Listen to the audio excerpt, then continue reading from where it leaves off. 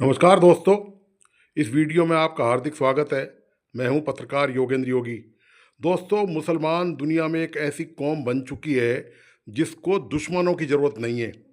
दुश्मन खुद ही पूरी दुनिया में मुसलमानों के खिलाफ तैयार हो रहे हैं, जगह जगह तैयार हो रहे हैं। पूरी दुनिया में का शायद ही ऐसा कोई देश बचा हुआ हो जहां मुसलमानों ने दुश्मनी मोल नहीं लियो।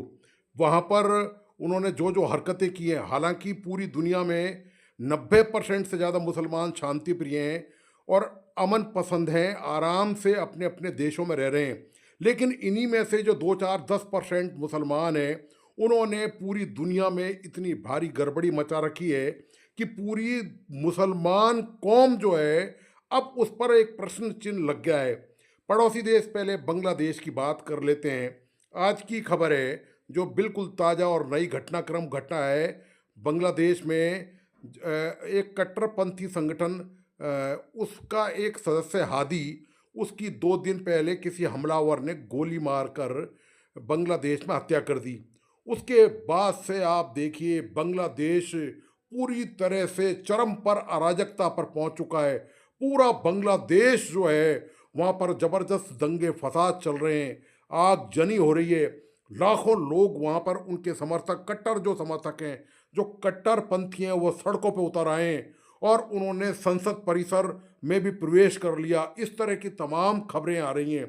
अभी पता ही है आपको कि पिछले सप्ताह ही ऑस्ट्रेलिया के सिडनी में आतंकियों ने हमला कर दिया। आतंकी बाप बेटे थे और उनका भारत से भी संबंध बताया जाता है कि करीब 2 3 दशक पहले वो आतंकी जो था बाप, वो ऑस्ट्रेलिया शिफ्ट हो गया था, चला गया था।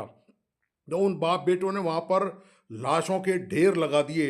इसी तरह आपको बताया कि कुछ दिनों पहले भारत में, दिल्ली में लाल किले के पास आपको पता है कि पूरा एक आतंकी संगठन का गिरोह पकड़ा गया, जिसमें सारे के सारे मुसलमान मिले और ये सब पढ़े लिखे थे, डॉक्टर थे, जो डॉक्टरी कर रहे थे, लेक्चरर प्रोफेसर लग रहे थे, प्रैक्टिस कर रहे थे बाकायदा।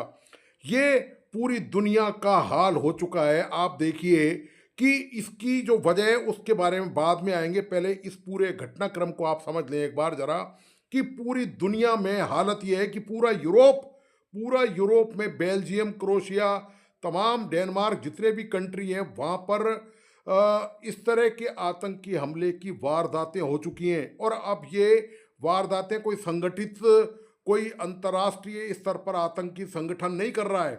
आईएसआई, जो आईएसआईएस जो अंतर्राष्ट्रीय संगठन है, उसका जो लिटरेचर मौजूद है, उसके जो धार्मिक और कट्टरपंथी जो सोच मौजूद है, उसको पढ़ पढ़ कर ही ये लोग हमला कर रहे हैं। पूरे यूरोप में हमला किया है इन लोगों ने। हालत इससे ज़्यादा आप अंदाज़ा लगा सकते हैं कि यदि मोरक्को फीफा वर्ल्ड कप में फुटबॉल का मैच हार जाता है तो पेरिस में दंगे होते हैं, और यदि जीत जाता है तब भी पेरिस जलता है। ये हालत हो चुकी है पूरी दुनिया में। और आप ये हालत देखिए कि अभी पिछले दिनों ब्रिटेन में लाखों लोग, मुसलमानों, अप्रवासी जो शरणार्थी हैं वहाँ पर, उनके खिलाफ सड़कों पर उतर आए। उनकी मांग थी कि इनको अपने अपने देशों में वापस भेजा जाए। उससे पहले कि मैं एक घटना बता रहा हूँ, इथोपिया का एक मुस्लिम युवा, उसने वहाँ 3 बच्चों की चाकुओं से हत्या कर दी वहाँ पर। और ये वहाँ पर उसके बाद से जो ब्रिटिश नागरिक हैं, जो ओरिजिनल ब्रिटिश निवासी हैं, उनका गुस्सा दोस्तों 7वें आसमान पर है। और यही नहीं, ब्रिटेन में नहीं, पूरी दुनिया में जहाँ जहाँ मुस्लिम शरणार्थियों ने शरण ली है, सीरिया युद्ध के बाद आपको पता है कि यूरोप ने इनके लिए दरवाजे खोल दिए थे। उसके बाद से आप देखिए वो इतने तंग, हैरान और परेशान हैं इनकी हरकतों से कि वो अब त्राहिमाम त्राहिमाम कर चुके हैं। वहाँ पर ये जुलूस निकालते हैं, शरिया लागू करने की बात करते हैं, इस्लाम का झंडा फहराने की उन देशों में जाके बात करते हैं जहाँ पर इन्होंने शरण मांगी थी। ये पूरी दुनिया में अब हालत हो चुकी है। जगह जगह से, हर देशों से इनके खिलाफ अब आवाज़ें आने लगी हैं। और हालत ये है दोस्तों, ये जो चरमपंथी हैं, मुस्लिम जो चरमपंथी हैं, ये ना केवल दूसरे देशों में, बल्कि जो इस्लामिक स्टेट हैं, जो मुस्लिम आबादी वाले जो देश हैं, वहाँ पर भी ज़बरदस्त मार काट मचा रहे हैं। ये हालत है सूडान में, आप देख लीजिए लाखों लोग अब तक मारे जा चुके हैं। और सीरिया में आप देख लीजिए, वहाँ पर मुस्लिम शासन ही है, वहाँ पर पूरी आबादी मुस्लिम है। सूडान में भी यही हालत है, वहाँ पर नरसंहार किया जा चुका है। पूरी दुनिया में ये हालत हो चुकी है कि अब कोई भी देश इस बात से अछूता नहीं है। पूरी दुनिया में करीब 57 इस्लामिक देश हैं। उन 57 इस्लामिक देशों में भी इस मुद्दे पर एक राय कभी नहीं बन पाई कि पूरी दुनिया में जो मुस्लिम आतंकवादी हैं इनके खिलाफ कोई कठोर कार्रवाई की जाए। इक्का दुक्का अकेले अकेले आवाज़ जरूर उठती है, घटनाओं की निंदा होती है। जैसे ऑस्ट्रेलिया में जो सिडनी में यहूदियों का जो नरसंहार किया गया, उसकी निंदा की गई। पहलगांव में जो हमला हुआ, जो आतंकियों ने हमला किया, उसकी निंदा की गई। बस उस घटना की निंदा करते हैं, लेकिन इनको संरक्षण देना, ऐसे तत्वों को, ऐसे लोगों को इनको संरक्षण देने का जो मामला है वो आपको ऐसा ही मिलेगा। लेकिन इसके इनके खिलाफ ऐसे जो पूरी दुनिया में जो ऐसे तत्व मौजूद हैं, इनके खिलाफ कठोरता से कोई सामने नहीं आता। और चूंकि इस मामले में कोई एका नहीं है, दरअसल पूरी दुनिया के जो मुस्लिम हैं उनमें नहीं है, जो मुस्लिम देश हैं उनमें भी इस मुद्दे को लेकर एका नहीं है। तो यही वजह है कि पूरी दुनिया में अब ये हालत हो चुकी है कि वहाँ पर अब जो मुस्लिम जो लोग रह रहे हैं, जो शरीफ हैं, जो अपने मेहनत कश लोग हैं, जो ईमानदारी से अपना काम कर रहे हैं, उनके साथ बड़ी भारी समस्याएं अब पहले और भी उत्पन्न थी, और अब ऑस्ट्रेलिया वाली घटना के साथ, और ये जो बांग्लादेश में जिस तरह से लूटमार और आगजनी की घटनाएं हो रही हैं, उसके बाद तो आप ये मान के चलिए निश्चित तौर पर कि जो आने वाला वक्त है वो यूरोप में और पूरी दुनिया में जो मुसलमानों के लिए, जो शांत प्रिय लोग हैं, जिन्होंने बिल्कुल कायदे कानूनों का पालन किया है, उनके लिए अब भारी मुश्किलों का सामना उनको वहाँ पर करना पड़ेगा। ये निश्चित है, इसमें कोई डाउट नहीं है। क्योंकि जगह जगह यूरोप में हो चाहे ब्रिटेन में हो, वो जगह जगह वहाँ पर इनके खिलाफ अब आवाज़ उठ रही है। और ये आवाज़ दोस्तों अभी अलग अलग देशों में उठ रही है। जिस दिन ये आवाज़ पूरी दुनिया में सारे देश मिलकर यदि एक साथ उठाएंगे, तो आप इसके गंभीर परिणामों का अंदाज़ा लगा सकते हैं कि इसका क्या परिणाम निकलेगा।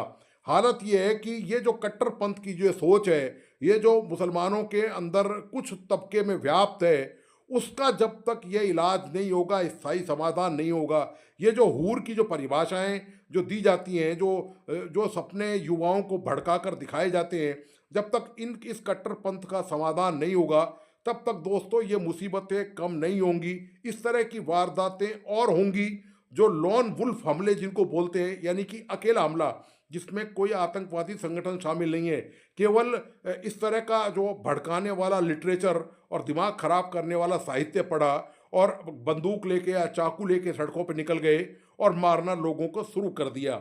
ये जब तक बंद नहीं होगा ना दोस्तों, तब तक इस समस्या का स्थायी समाधान नहीं होगा। और जब तक इसका स्थायी समाधान नहीं होगा, तब तक ऐसी घटनाएं होती रहेंगी। और अब मैं आपको एक बात और बता दूं, जो ऑस्ट्रेलिया में घटना हुई है, इसके बाद यदि यूरोप में या पूरे विश्व में कहीं भी यदि इस तरह की दो चार घटनाएं और होती हैं, तो आप ये निश्चित मान के चलिए कि इन मुल्कों में, यूरोप में, खास तौर से ऑस्ट्रेलिया में, ब्रिटेन में, अमेरिका और तमाम ऐसे देशों में जो विकसित देश हैं, खास तौर से विकासशील देश तो जैसे तैसे, भारत जैसे देश तो सह लेते हैं। बहुत सारी परिस्थितियां हैं, बहुत सारी मजबूरियां हैं, राजनीतिक कलेश कलेश भी यहाँ ज़्यादा होता है। लेकिन यूरोप और अमेरिका के देश अब दोस्तों इस मूड में बिल्कुल नहीं है कि आगे इस तरह के कोई हमले यदि उनके उनके नागरिकों पर होते हैं तो वो इसको बर्दाश्त करेंगे। ये पूरी दुनिया की में दोस्तों आज की तारीख में ये हालत हो चुकी है। मुसलमानों को इस बारे में सोचना चाहिए, गंभीरता से विचार करना चाहिए कि वो यूरोप में शरण लेने जाते हैं, वो विदेशी ना वो वहाँ पर जब जाते हैं शरण लेने, तो वो उनके कायदे कानून मानने से इनकार करते हैं। ख़ास तौर से वो जो चरमपंथी हैं, बाकी लोग वहाँ पर मान रहे हैं, उनमें मुसलमान भी शामिल हैं, वो वहाँ पर फिर शरीयत की बात करते हैं, मस्जिदों की वहाँ बात करते हैं, वहाँ पर धरना प्रदर्शन करते हैं, वहाँ पर रैलियाँ निकालते हैं, वहाँ पर हरकतें हैं। तो इन हरकतों की वजह से यूरोप के लोग जो हैं, वहाँ की सरकारें हैं, और भड़के हुए बहुत बुरी तरह से गुस्से में हैं, नाराज हैं इस मुद्दे को लेकर। और इसका समाधान दोस्तों इतनी आसानी से निकलने वाला नहीं है। चीन इन सब मामलों से मुक्त है, क्योंकि चीन में दोस्तों देखते ही गोली मार देते हैं वो। उनको कोई परवाह नहीं है मानव अधिकारों की, क्योंकि वहाँ पर लोकतंत्र नहीं है। तो वहाँ पर चीन के लिए बहुत आसान हो गया है। वहाँ पर आज तक एक भी आतंकी घटना चीन में इसलिए नहीं घटित हुई क्योंकि चीन ने तय कर रखा है कि किसी ने जरा भी गड़बड़ करी तुरंत गोली मारेंगे। और इसी वजह से आपको पता है कि वो उसने वहाँ पर इस्लाम पर के प्रचार प्रसार पर ज़बरदस्त पाबंदी लगा रखी है। वहाँ पर जो कम्युनिटी है जो मौजूद है उसमें उनको चीनी साहित्य पढ़ाया जा रहा है, उनको मस्जिदों से दूर रखा जा रहा है। और इस मुद्दे को लेकर भी बहुत विवाद हो चुका है कि पूरी दुनिया के मुसलमान जो इस्लाम की बात करते हैं, इस्लाम की रक्षा की बात करते हैं, वो चीन के दमन को नहीं देखते कि चीन ने वहाँ पर जो मुसलमान मौजूद हैं उन पर कितना भारी जुल्म किया है, दमन किया है। क्योंकि चीन इतना ताकतवर है, चीन से सब डरते हैं, चीन के सामने किसी की बोलने की हिम्मत नहीं होती। और चीन अपने घर के अंदर कोई भी गड़बड़ करता है तो सीधा फिर वो गोली का ही शिकार बनता है। ये पूरी दुनिया में दोस्तों आज की तारीख में तस्वीर हो चुकी है। पड़ोसी देश जो है बांग्लादेश, उसकी दोस्तों पूरी इकोनॉमी बर्बाद हो गई है। जो इकोनॉमी उसने सालों से खड़ी की थी, जो भारत के सपोर्ट से इतनी ज़बरदस्त भारत ने सपोर्ट किया, सपोर्ट तो पता ही है कि यदि आज बांग्लादेश अस्तित्व में है तो वो भारत की वजह से है। पाकिस्तान सेना के अत्याचारों से 1971 में पूरी मुक्ति दिलाई। मुक्ति दिलाने के बाद उसको अपने पैरों पर खड़ा करने में पूरी मदद करी दिल जान से। और आज वो बांग्लादेश जो है वो कट्टरपंथ के हवाले है। वहाँ पर इस्लामिक सोच जो है हावी होती जा रही है और वो बुरी तरह से जल रहा है, धधक रहा है। इसकी भारी कीमत बांग्लादेश न केवल आज चुका रहा है बल्कि दोस्तों भविष्य में भी चुकाएगा। तो दोस्तों आपको आज का विश्लेषण कैसा लगा प्लीज़ अपने लाइक एंड कमेंट के साथ बताइए। इस वीडियो को प्लीज़ अपने दोस्तों और परिजनों को ज़रूर शेयर करें। मेरा तमाम दोस्तों से आग्रह है प्लीज़ इस यूट्यूब चैनल को सब्सक्राइब करें, लाइक करें और बेल आइकन का बटन ज़रूर दबाइए। धन्यवाद। नमस्कार।